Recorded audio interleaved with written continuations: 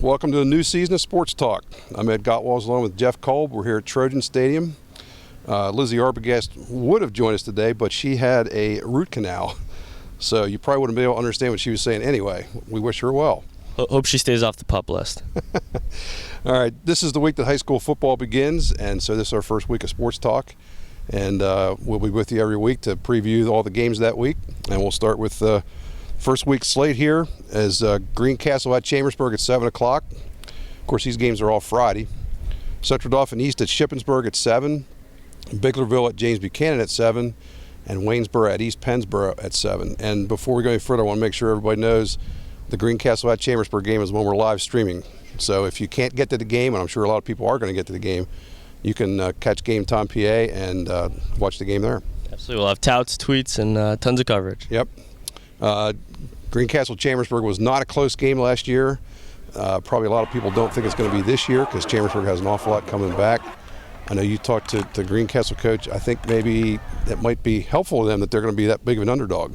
Absolutely. Yeah. No, I mean, their attitude, Tonina's attitude has just been, no superstars, but we're going to be solid, and this is the only game that matters. That's their approach. They're not looking down the road, even though they might want to, but they're all focused on this game. Yeah, Chambersburg I think they're going to be exciting to watch this year. They've got most of their offensive players back. I think they're going to score a ton of points throughout the season. Big issue is their defense going to be all hold teams, especially when they get to the Commonwealth Division. So, but I'm looking forward to a good game. It's going to be awful hot, so that might take away a little bit from it, but I hope it's a good local rivalry. I know it's going to draw a lot of people, so we're looking forward to it. It's going to be a lot of fun. CD East at Shippensburg is another interesting matchup there. Shippensburg beat them last year, which is, normally CD East is a Commonwealth Division foe, and you wouldn't think Shippensburg would be able to step up and beat them, but they pulled it off. They scored a couple touchdowns late, one off a turnover.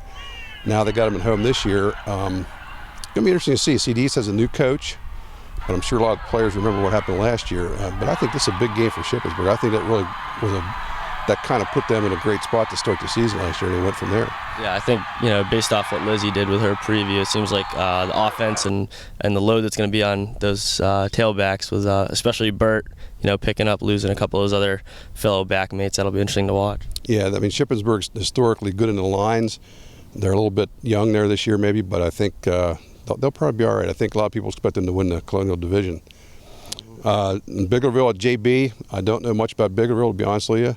I do know that last year in the season opener, JB really hung with them for probably at least almost the whole first half at Biglerville. So we'll have to see. I think this is a game maybe JB would hope to surprise a few people and do a little better than expected. Yeah, I mean, they know what they have to deal with and, what happened last year, but their goal is one. It's to start with one, and for those seniors who they won a game a couple of years ago as sophomores, they want to get that one win under their belt. Yep, and I think getting Brady Hornbaker back is going to be huge because he was probably going to be one of the better players last year, and he certainly will be this year, so hopefully he can stay healthy. And then we have Waynesboro at East Pennsboro. I know Waynesboro has to replace a lot of people this year.